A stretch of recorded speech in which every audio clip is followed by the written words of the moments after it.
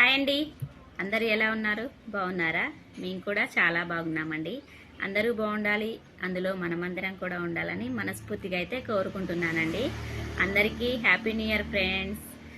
జనవరి 1 రాగానే నాకైతే ఖచ్చితంగా చిన్ననాటి జ్ఞాపకాలన్నీ గుర్తొస్తాయండి.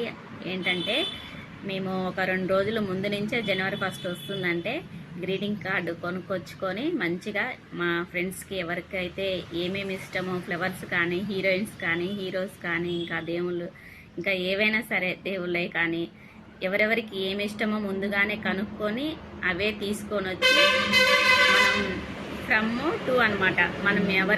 మనం ఎవరికి వేస్తున్నామో ఎవరు మనకి వేస్తున్నారో కూడా రాసి జనవరి 1 రోజు స్కూల్కి వెళ్ళి, లేదంటే వాళ్ళ స్కూల్ లేకపోతే ఇంటికి వెళ్ళి గ్రీటింగ్ కార్డు ఇచ్చేదనమాట.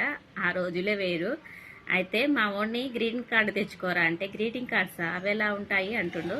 అప్పుడైతే మంచి మంచి గ్రీటింగ్ కార్డ్స్ అయితే వచ్చేవండి. అస్సలు మస్తు మస్తు ఉండేవన్నమాట. రేటు కొద్దీ ఉండేవి.